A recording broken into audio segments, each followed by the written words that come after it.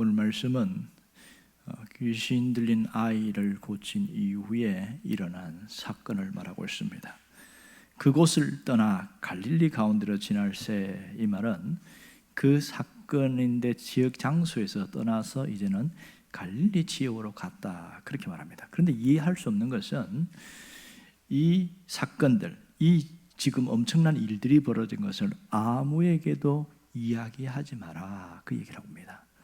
지금 제자들은 알려야 더 예수님에 대한 소문도 나고, 또 알려야 자기들도 내가 우리 선생님이 이런 분이야, 이렇게 존재감도 드러나고 할 텐데, 아무에게도 알리지 말라니까 참 의아하고 이해할 수 없는 부분이기도 합니다.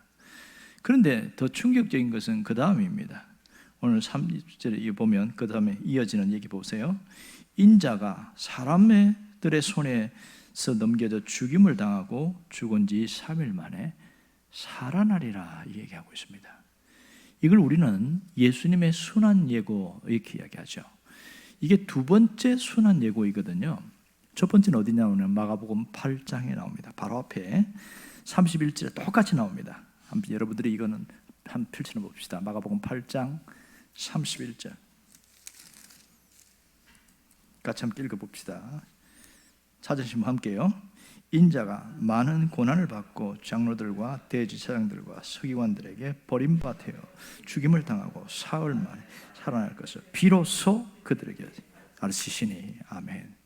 이게 첫 번째 순환 예고였습니다. 그리고 오늘 이 본문은 마가복음 9장은 두 번째 순환 예고예요.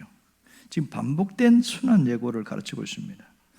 그러니까 제자들이 무슨 생각이 있을까요? 선생님이 죽으면 어떻게 되냐는 거예요. 또 왜 죽으려고 하는 거냐는 거예요.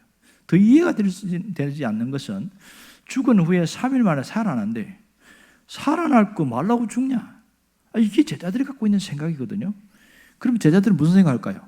예수님이 죽지 않도록 우리가 노력을 해야 된다. 예수님이 누군가 죽이려고 하면 우리가 막아야 된다. 이게 제자들의 생각입니다. 그것이 어떻게 나타납니까? 실제로 예수님을 잡으러 왔을 때에 베드로가 그의 칼을 빼앗아가지고 그 말고라는 군병이 길을 내리치잖아요. 그게 예수님을 방어하려는 모습인데, 그러니까 주님의 뜻과는 저 반대의 모습으로 가고 있는 거예요. 그러니까 제자들이 아무 말도 하지 않고 묻지도 않더라는 겁니까? 이거는 물을 수도 없고 이게 뭐냐, 이게 이해가 안 되는 말씀을 하고 있는 거예요. 그러면 왜 예수님이 거듭된 순환 예고를 말씀하셨느냐는 거예요. 이것은 신앙생활이 무엇인가를 가르쳐 주려고 하는 것이고, 예수님은 죽으러 가기 때문에 그들의 마음 준비를 하도록 하기 위함이었습니다. 그래야 하나님의 능력으로 살아갈 수 있기 때문에 그렇습니다.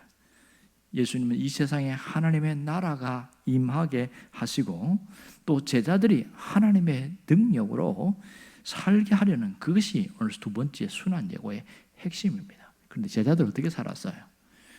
뒤에 나오지만 이렇게 순환 예고를 했음에도 불구하고 누가 크냐, 여기에 관심이 많았습니다. 모든 관심의 초점은 12세대 중에서 서열을 정하기 시작한 거예요. 내가 제일 커. 내가 공로가 많아. 내가 나이가 많잖아. 나이가 많으면 뭐예요? 능력이 있어야지. 이렇게 막 서로 막 옥신각신하는 일들이 생겼는데, 평소 그들이 갖고 있는 생각이었습니다.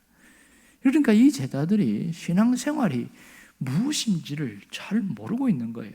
그래서 주님이 보실 때 얼마나 답답했겠냐고요. 그러면 신앙생활이 뭔지를 먼저 보여주신 것이 마가복음 8장 34절입니다.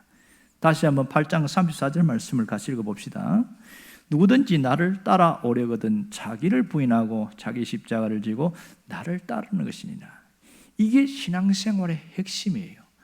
신앙생활은 나를 드러내고 나를 앞세우고 나를 위해서 살아가는 것이 아니고 자기를 부인해야 된다. 역설적인 삶을 이야기하고 있죠. 그리고 또 하나 뭐예요? 십자가를 지고 가라는 거예요. 내게 주어진 십자가가 있는데 그걸 지고 가라는 거예요. 왜 성도가 성도의 삶을 살아가지 못합니까? 십자가를 던져버리고 살아가려고 하기 때문에 그래요. 자기에게 주어진 십자가가 있는데 그 십자가 지기 싫다고 던져버리고 사니까 타락하기 시작하는 겁니다. 바로 거기서 문제가 있는 거예요. 어떤 분이 그런 얘기 하잖아요. 언젠가 들은 적이 있지요. 자기가 진 십자가 너무 힘들어. 그래서 기도했어요. 하나님, 내가 진 십자가 너무 힘들어서 이거 안 지고 다른 좀 가벼운 거 지게 해주세요. 이렇게 내가 삶의 무게가 너무 많이 짓눌린다고.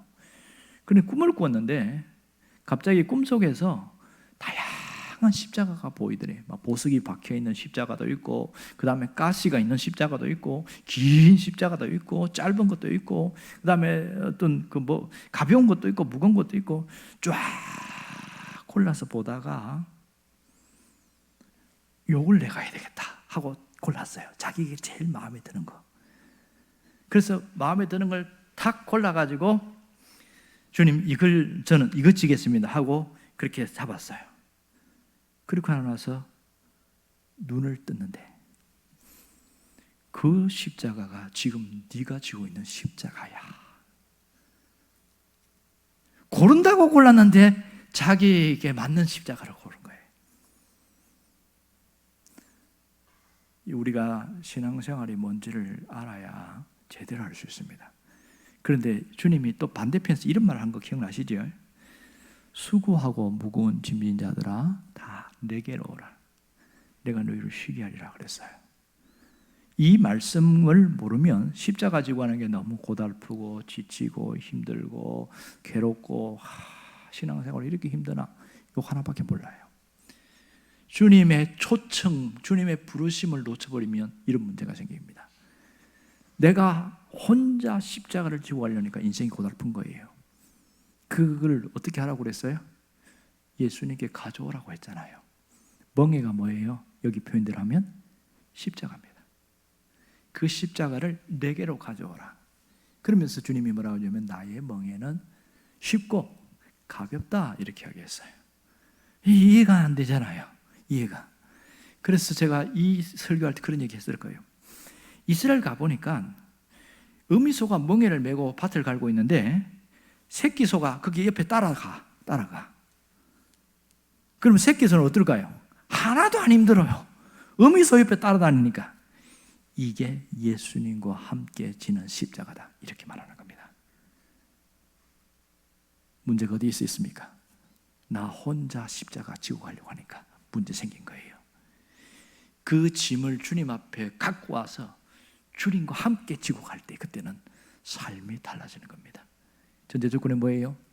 나를 앞세우는 것이 아니라 나를 부인하는 거죠. 나를 부인하는 거예요. 나는 아무것도 아닙니다. 주님만 드러나기를 원합니다. 이게 신앙생활입니다.